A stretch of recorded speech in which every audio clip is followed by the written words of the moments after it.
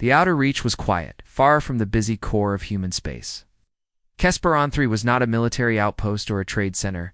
It was a small colony focused on research, nature studies, and peaceful living. The scientists who lived there brought their families, believing the distant planet was safe. Children played among the tall bluegrass fields, and laughter echoed through the clear skies. Most buildings were light structures, made for comfort, not for war. A few small patrol drones circled the atmosphere, more for wildlife tracking than defense. The colony had one shuttle, a few satellites, and a deep trust in the galaxy's peace agreements. They believed war was far away. But they were wrong. The Calaxar Dominion had been growing quietly for decades, cold and calculating. The Calaxar believed in strength above all. When their scouts came across Kesperon 3, they saw only weakness, no warships, no shields, no defenses that could stand against even a scout frigate. To them, it was nothing more than a low-value target, possibly useful for testing new occupation tactics. Captain Aileron, commanding one of the Outer Dominion fleets, sent a brief message to the colony. All non-Calaxar beings are to evacuate or surrender. Resistance will not be tolerated. The humans did not panic. They did not run. Instead, they responded with a calm message from Admiral Celine Ward, a high-ranking leader in Earth's Interstellar Defense Accord. Her voice was steady, without emotion. But it carried a weight that even the most advanced Calaxar linguistics AI paused to analyze. "We're welcome to open, peaceful communication," she said. "But if you touch even one of our children, there will be no negotiations." The Calaxar found it amusing. In their culture, emotion was weakness, and children were not considered valuable until trained for battle. They thought the human warning was a bluff, a primitive cry for mercy. Confident and careless, they launched a quick strike. 5 transport ships entered the atmosphere of Kesperon 3 and deployed ground troops. The colony had no military presence to stop them. Within minutes, the Calaxar took control of the main complex. The scientists surrendered, hoping the children would be spared. They were wrong again. Among the captives was a young girl named Lee Monroe. She was only 7 years old, curious and bright, the daughter of a former space marine and an Earth diplomat. Her mother had often told her bedtime stories of old Earth wars, but she never imagined those stories would become real. The Calaxar troops moved the children into containment pods, separating them from their families. To them, the young were just leverage bargaining pieces, nothing more, far across the stars. In the inner systems of Earth, the news arrived at Interstellar Command. The message was short: Kesperon 3 taken, civilians captured, children separated. The Dominion had not made demands yet. They believed they had time. They didn't. Admiral Ward stood in the center of the Earth Guard, Command Hall, when the alert flashed on the main display. The moment she saw Lee's name among the missing, her expression changed, not with anger or fear, but with something far colder, calculated resolve. She turned to her command team. "They took a child," she said softly. That was there. Final mistake: there were no lengthy debates, no official warnings. Humanity had spent the last century learning from the galaxy, adopting new technologies, forming alliances, and building defenses quietly. But they had also remembered their past, the wars of old Earth, the history of what happened when lines were crossed. The galaxy had mostly forgotten that side of humanity. But humanity had not. Within the next few hours, the Interstellar Defense Accord sent a single broadcast on open galactic channels. The voice was the same as before, calm, measured. But this time, there was no offer of peace. "Return the children. You have one chance. If they are harmed, your skies will fall." The message repeated only once, then the line went dead. Back. On Kesperon 3, the Calaxar commander reviewed the transmission with mild interest. He dismissed it. After all, what could these soft-spoken humans possibly do against the strength of the Dominion? He didn't know what humanity had prepared. He didn't understand the quiet fury that now stirred in the space between stars. Ships long held in silence began to power up. Battle plans long thought theoretical were activated. Hidden fleets, designed for no other reason than to defend the innocent, began to move. The galaxy would soon learn a lesson written deep in human history, a warning passed down through generations. Hidden in calm voices and peaceful faces, humanity may be slow to anger, but they never forget, and they never forgive those who harm. Their children's silence spread like a shadow through Earth's diplomatic halls as the message from Kesperon 3 confirmed the worst. The Interstellar Defense Accord, once busy with treaties, negotiations, and peaceful exchanges, now stood still. Screens once filled with talks now displayed only a single symbol: the seal of the Earthguard fleet. Communications to the Kalaxer Dominion were shut off entirely. No ambassadors, no replies. It's just silence. The depths of Earth's strategic command centers. Admiral Celine Ward gave a quiet command that echoed louder than any declaration. Activate Operation Hellski. The words were simple, but those who heard them understood their weight. Far beyond Earth, on the dark side of Saturn, where no light reached and no ordinary satellites scanned, something ancient and dangerous began to wake. Massive hangars buried beneath Titan's ice-covered surface, opened for the first time in over a century. There, resting in quiet readiness, was Fleet Atlas, the core of the Earthguard's secret armada. These were not ordinary ships. They were created for one purpose: defense without mercy. Coated with black adaptive armor, invisible to most detection systems. Powered by fusion cores fed from solar forges, the warships of Operation Hellski were machines born from peace, but trained in the shadow of war. Eye-directed hunter-killer. Drones were released in swarms, each one smaller than a fighter jet, but smarter than an entire cruiser crew. Gravity lens warheads, previously banned by interstellar law, were armed with the quiet approval of the Accord's Emergency Council. These weapons didn't explode, they folded space, collapsing enemy shields and holes in an instant, leaving only silence behind. But the most powerful part of the operation wasn't the technology, it was the people. The Earthguard soldiers were not just warriors. They were specialists trained across different worlds, able to fight in deserts, oceans, frozen planets, and the vacuum of space itself. They trained in zero-gravity conditions, survived under high-pressure atmospheres, and carried equipment that let them shift roles mid-battle. From medics to snipers to close combat experts, each squad operated as a complete force. When the order came, they didn't cheer or hesitate. They deployed. The Dominion had expected a response, of course. Maybe a blockade. Perhaps some economic pressure or a small strike fleet to make a point. But they did not expect this. Within 36 hours of the assault on Kesperon 3, 3 of their outer colonies lost contact with the core. First came Brunex 4, a mining world with a strong military base. Its defense grid picked up shadows in orbit for only a few seconds before it went offline. No explosions, no alarms, just silence. Then, Varthion 6, a communications hub with 6,000 personnel, stopped transmitting. Last was Zelian Station, a massive orbital platform meant to coordinate logistics across a dozen sectors. A passing merchant ship saw it still in place, but completely powered down. Every window dark, every dock locked. There was no sign of struggle, just complete, controlled shutdown. Panic began to spread through the Dominion's command network. They tried to reach the human leadership to ask for terms, but there was no reply. The humans had said all they needed, across all frequencies, across every language known to galactic systems.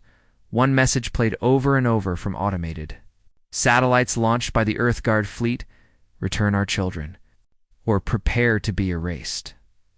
There was no emotion in the voice, no anger, just a clear promise.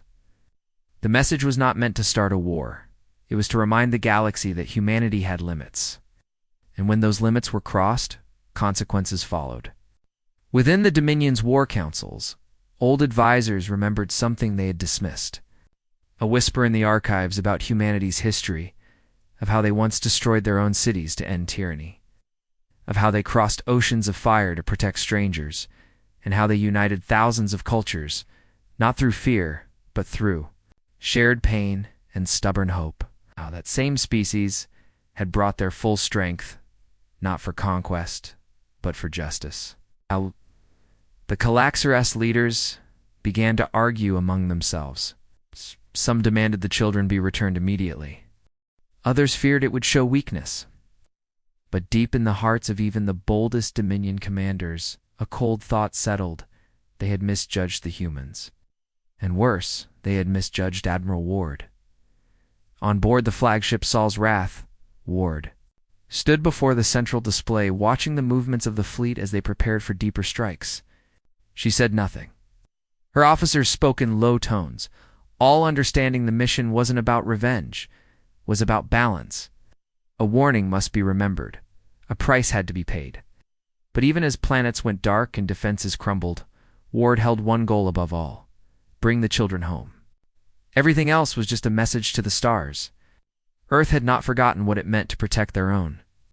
And the hammer that now moved through space was not one of war, but of promise. The Calaxar leaders gathered in their high command chambers, still trying to understand how a single species so young by galactic standards could be creating such unstoppable pressure on their empire. They had assumed humanity's threats were loud words with little action behind them, a display of emotion rather than real intent. To them, humans were still new to interstellar politics, still learning how things worked in the vast game of power among the stars. But what they failed to realize was that humanity's greatest strength was not age or technology, was resolve. When humans made a promise, especially about protecting their young, they followed through no matter the cost. In just under a week, half a dozen of the Dominion's strongest defense networks had failed. Entire planetary defense grids collapsed without warning, their command systems overrun by stealth AI infiltration.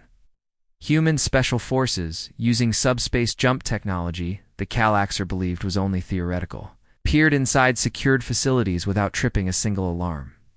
In one case, an entire squad of Earthguard soldiers entered a command tower before the guards even knew their sensors had failed. On the outer moon of Zarkon Prime, which served as a major military coordination hub the Calaxar had placed there, most advanced shielding systems and heavy artillery, they believed no force could ever bring it down. But then a kinetic missile, no larger than a shuttle, fell from orbit at such speed and force that it shattered the entire moon's core, breaking the facility into floating debris. The impact was so precise that nearby planets thought it was a natural disaster until they saw the Earthguard ships hovering silently nearby, their weapons already reset and tracking the next target. And still, the humans did not speak. They did not gloat. They continued their campaign with focus and discipline. Every strike had a purpose. Every silence held meaning. Each liberated world was carefully searched, their prisons and holding areas emptied by Earthguard recovery teams. Yet at each site, they found only empty cells and abandoned corridors. The children had been moved. Finally, they reached Ulver Station, hidden deep in a gravity field near a collapsed star, one of the Dominion's secret research bases.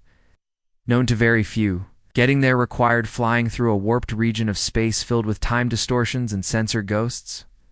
But the Earthguard fleet did not hesitate.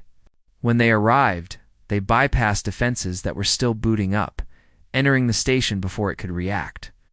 Inside, the silence was thick. Walls were covered in strange markings, devices of unknown purpose, humming quietly in the corners. It was here that they found them 74 human children, all alive though weak, frightened and confused. Lee Monroe was among them. She did not cry. She simply looked up at the rescue team and whispered, "Are you from Earth?" A soldier who found her, a veteran of 3 campaigns, removed his helmet, knelt beside her, and said, "You're going home now." But not all news was good. As the recovery teams moved deeper into Ulver Station, they discovered rooms filled with empty containment chambers, files filled with data and Calaxar script, and machines still running experiments that no one had stopped. It quickly became clear that not all the children taken from Kesperon 3 had survived. Some had been used for biological research, their names listed in files marked non-essential specimens.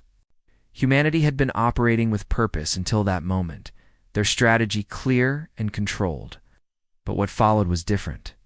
The moment Admiral Ward received the report from Ulver Station, her posture changed. She had not spoken a word to the galaxy since the first strike.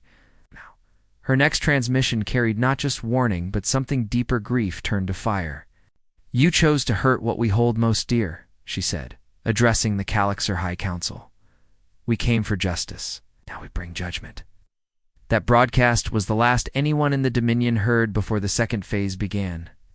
It wasn't just military targets anymore. Command towers, supply lines, communication hubs, shipyards all fell within hours. Precision strikes rendered the Dominion blind and deaf, unable to organize a proper defense. On their capital world, people looked to the sky and saw nothing, yet their power grids failed, their sky towers collapsed, and their orbiting satellites burned in sequence. And still, Earth said nothing more. Across the galaxy, other species watched in silence. Some had doubted humanity's place among the stars. Others had tried to guide them or control them. Now all realized the truth. Humanity was not just another species. They were protectors of their own. And when provoked, they did not roar. They acted. And their silence was louder than any war cry. The children rescued from Ulver Station were kept under high care, given the best medical attention humanity could offer, and slowly they began to heal. But something had changed, not just in them, but in humanity. A lesson had been written into the stars. To threaten a human colony was dangerous. But to harm a human child was to invite a response the galaxy had never seen before. And the Calaxar, who once thought of humans as young and inexperienced, now looked into the void and understood their mistake far too late. The moment the final report from Ulver Station arrived, confirming the loss of innocent lives, Admiral Celine Ward stood alone in the command chamber aboard the flagship Sols. Wrath, gazing at the stars that now seemed colder and more distant than ever. Her expression was unreadable, but her voice carried the weight of a decision humanity had never hoped to make. She turned to her senior officers and gave the order no Earth commander had ever dared to speak aloud. Initiate Code Ashfall. For centuries, the final protocol had existed only as a theory, a dark line drawn deep within. Earth's military law last resort meant only for species that crossed the one line no human would ever accept: harm to the innocent. It was not vengeance, it was not conquest. It was a message carved into reality itself. The fleet moved. Atlas formation, once Earth's silent guardian, now unfolded in full force. No longer hidden in Saturn's shadows or buried under diplomatic caution.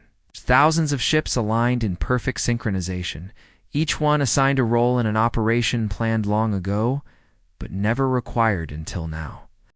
As they approached the Calaxar homeworld, sensors picked up only scattered defense patterns. The Dominion had already lost the ability to coordinate. Earth's first strike came without sound.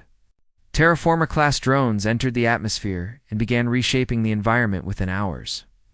These were not weapons of fire or destruction, they were instruments of rewriting. Skies that once glowed violet turned ash-gray. Storms formed, unnaturally carrying atmospheric changes that rewrote air composition and shifted entire ecosystems. Waterways reversed direction, plant life withered, and the biosphere began to fail, not through bombs, but through quiet, calculated transformation. Simultaneously, orbital jammers surrounded the planet, blocking all outgoing signals. No calls for help. No warnings. The Calaxar leadership, already fractured, tried to send ships into orbit, only to find them intercepted by AI work instructs autonomous. Vessels shaped like giant spires, floating without heat signatures, operating faster than any living crew could react. They did not fire unless necessary. Most targets simply vanished from sensor range moments after detection. On the surface, EarthGuard ground teams landed without resistance. Not to fight, but to take records, to assess data, to make sure that history would understand why this happened. They entered government halls, libraries, and cultural centers, not to destroy, but to document what would soon be gone. Then they left, leaving behind silence. The final message was delivered not through a grand speech, but by a simple relay. Beacon placed gently in the ruins of the Calaxar High Council chambers, an elegant structure now broken and hollowed by the fallout of decisions made too late. The beacon spoke in a soft human voice. This didn't need to happen. You were warned. No more ships came from Earth after that. The fleet retreated slowly, leaving behind machines that would finish the task. Code Ashfall was not about fast destruction, it was about irreversible change. Over the next week, the Calaxar homeworld continued to shift. Gravity pulses subtly altered tectonic plates, while artificial storms washed over cities. By the end of the month, the once proud capital of the Calaxar Dominion had become a ghost world, a place where structures still stood, but life could no longer thrive. Yet humanity did not stay to watch. They had made their point and moved on. The children had been rescued. Justice had been delivered. There was nothing more to say. Across the galaxy, other species watched in stunned silence. Many had doubted the rumors at first, whispers that humanity had once built doomsday weapons, not for dominance, but as deterrence.